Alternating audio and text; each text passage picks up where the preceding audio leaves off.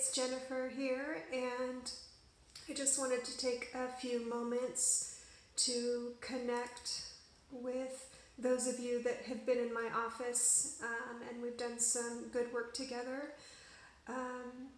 My intention with this is to just connect, and it's been a really weird last, I don't even know how long it's been now, but maybe upwards of a couple of weeks, and kind of all of the different things that we've been bombarded with the coronavirus and COVID-19 and social distancing.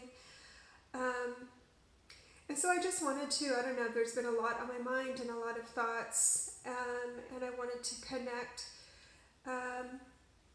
with you guys. And firstly, I want to kind of acknowledge some of the hardships that each of you have been going through, from the general kind of grieving that happens when we've changed our schedules and changed our lives so much, kind of grieving the normalcy that we no longer seem to have, to grieving the feeling of having any kind of control.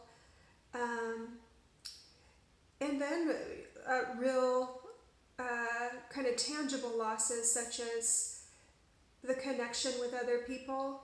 And then if any of you are experiencing economic difficulties or loss of job due to the current situation, those are real losses. And this can be on top of just the loss of certainty that we've experienced, with the feeling like outside is not safe, and that we need to really kind of find a new normal, because the normal that we know is no longer there in a lot of ways. And so as I've been kind of dealing with the kind of what this brings up in me personally and trying to figure that out, my mind has often gone to those of you that I see in my office, and the connections that we've been able to have in the past, and I'm just kind of missing those, and really wanted to reach out to you and kind of hopefully be a space of kind of a reminder of the connections that we do have. I will be kind of putting out different meditations. I'm still figuring out how to do that. I may put that on my YouTube channel, but I can share those specifically with each of you if you want. I'm just really trying to continue to be a presence, if you'll have me, of hopefully cultivating some clarity or compassion or calm in the wake of all these things that we're experiencing.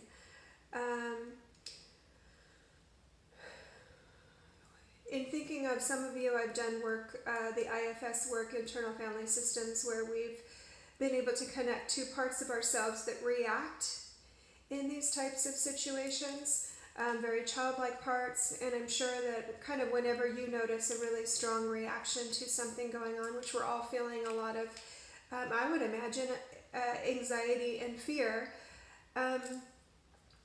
that just kind of, that is a natural and normal response, I think, in so many ways to what we're experiencing, to these losses we're experiencing. And then there's the extra kind of over-the-top panicking, or kind of having these experiences that feel kind of out of body, like we're not ourselves anymore. I want to kind of invite you to remember, or invite you to this idea that those are those parts that are reacting. And oftentimes it takes us being able to ground ourselves, to take a moment, in order to kind of come back to that self energy that we all have.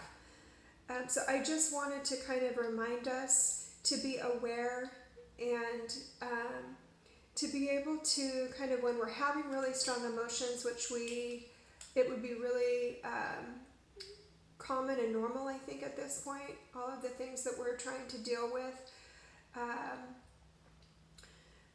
and all all of the losses that we are incurring, I just want us to remember that there is a place within all of us where there is a calm and a clarity and a compassion, and that that there is control in being able to kind of ground ourselves so that we can come from that place. It first takes awareness for us to know when we are kind of going into those big responses, and then to be able to take responsibility and accountability for that, and to be able to know what are the tools that we have, what control do we have, and how do we do that. And so I just want to remind you of that truth, that we can sometimes forget when we're in reaction mode.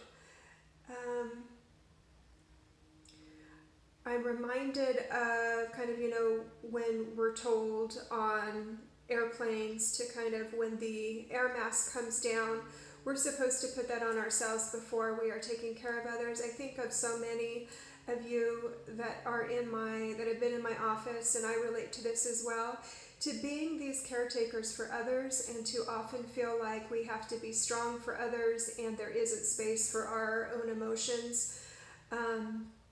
And there isn't space for taking care of ourselves, or even sometimes even an awareness of how to do that.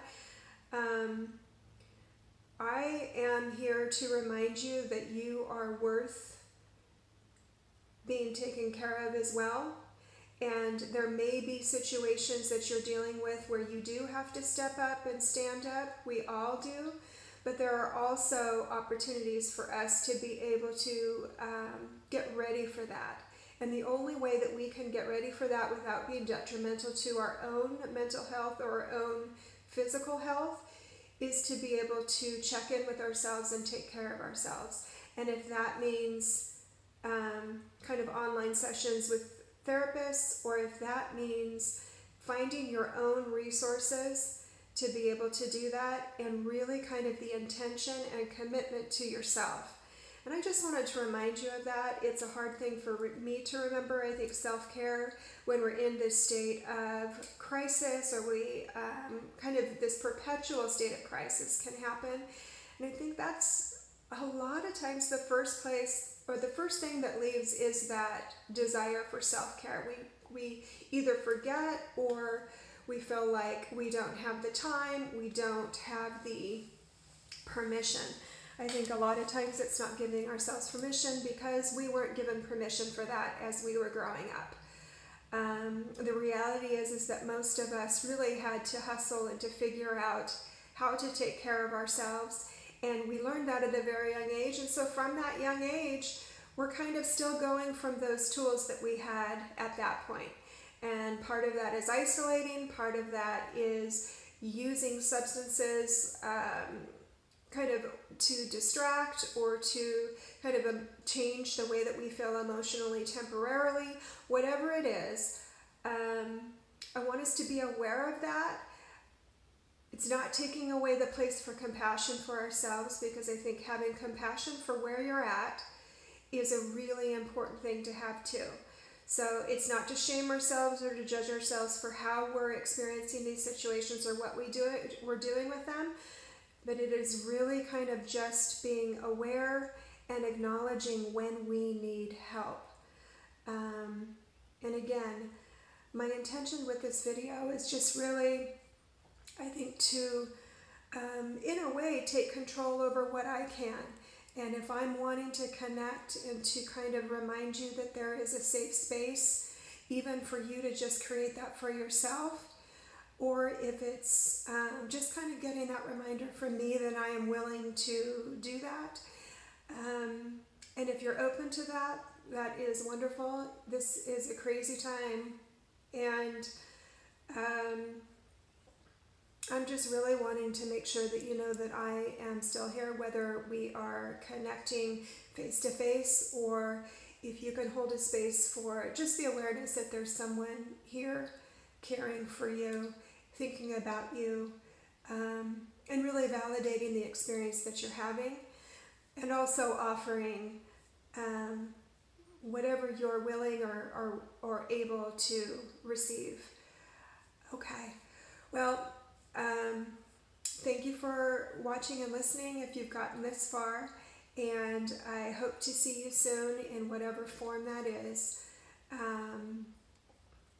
I will be, like I said, I will be finding out how to share some meditations that I am recording just to kind of help promote that commitment that I hope that you have towards your own self-care.